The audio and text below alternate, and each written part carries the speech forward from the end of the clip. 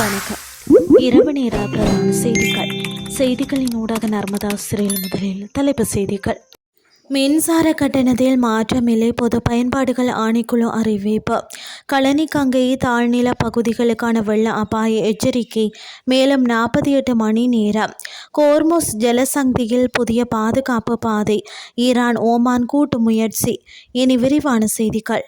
2026ஆம் ஆண்டின் 3ஆம் காலாண்டில் மின்சார கட்டணத்தில் எவ்வித மாற்றமும் மேற்கொள்ளப்பட மாட்டாது என இலங்கை பொது பயன்பாடுகள் ஆணைக்குழு அறிவித்துள்ளது.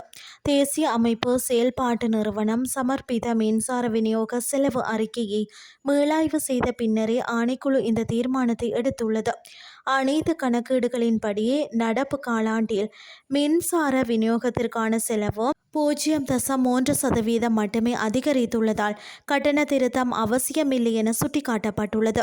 இதற்கமைய கடந்த 2வது காலாண்டில் நடைமுறையில் இருந்த மின்சார கட்டண முறைமையே தொடர்ந்து அமுலில் இருக்கும் என தெரிவிக்கப்பட்டுள்ளது. இதேவேளை நிலக்கரியின் தரம் தொடர்பான பிரச்சினைகளால் இந்த ஆண்டின் முதல் காலாண்டில் ஏற்பட்ட 3366 மில்லியன் ரூபாய் மேலதிக செலவை மின் உற்பத்தி செலவில் இருந்து நீக்க நடவடிக்கை எடுக்கப்பட்டுள்ளது. நுகர்வோருக்கு மேலதிக சுமையை ஏற்படுத்தாத வகையிலேயே இந்த முடிவு எடுக்கப்பட்டுள்ளதாக பொது பயன்பாடுகள் ஆணைக்குழு தெரிவித்துள்ளது. களனிக்கங்கை தாழ்நில பகுதிக்காக முன்னதாக வெளியிடப்பட்ட வெள்ள அபாய எச்சரிக்கை அடுத்த 48 மணித்தியாலங்களுக்கு மேலும் நீடிக்கப்பட்டுள்ளதாக நீர்ப்பாசன திணைக்களம் அறிவித்துள்ளது. இதனால் தாழ்நில பகுதிகளில் வசிக்கும் பொதுமக்கள் மிகுந்த அவதானத்துடன் செயற்படுமாறு அறிவுறுத்தப்பட்டுள்ளனர். அத்துடன் அந்த பகுதிகள் வழியாக குறிப்பாக குறுக்கு வீதிகள் ஊடாக பயணிக்கும் வாகன சாரதிகள் எச்சரிக்கையுடன் செயல்படுமாறும் அறிவுறுத்தப்பட்டுள்ளது. மேலும் நிலைமையை தொடர்ந்து கண்காணித்து தேவையான முன்னெச்சரிக்கை மற்றும் அவசர நடவடிக்கைகளை மேற்கொள்ளுமாறு அனைத்து முகாமைத்துவ அதிகாரிகளுக்கும் அறிவுறுத்தப்பட்டுள்ளது. இனி வெளிநாட்டு செய்திகள்.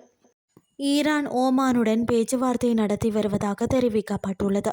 ஈரானிய வெளியுறவு அமைச்சகத்தின் பேச்சாளர் இஸ்மாயில் பாகேய் இதனை தெரிவித்துள்ளார். கோர்முஸ் ஜலசந்தி வழியாக செல்லும் கப்பல்களின் பாதுகாப்பை உறுதி செய்யும் வகையில் தற்காலிக பாதுகாப்பு பாதை ஒன்றை அமைப்பது குறித்து இப்பேச்சுவார்த்தை முன்னெடுக்கப்பட்டுள்ளது.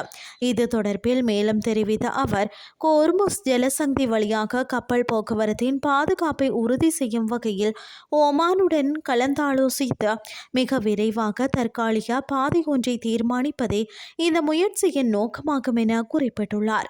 ஈரான் அமெரிக்காவுடன் எந்தவித நேரடி பேச்சுவார்த்தையிலும் ஈடுபடவில்லை என்பதை இஸ்மாயில் பாகேய் திட்டவட்டமாக வலியுறுத்தியுள்ளார். இருப்பினும் ஈரானுக்கு எதிரான பாரிய தாக்குதலை நிறுத்தி வைத்துள்ளதாக கோரிய அமெரிக்க ஜனாதிபதி டொனால்ட் ட்ரம்ப் ஈரானுடனான பேச்சுவார்த்தைகள் மீண்டும் தொடங்கும் என தெரிவித்துள்ளமை குறிப்பிடத்தக்கது. செய்திகள் யாவும் நிறைவடைகின்றது.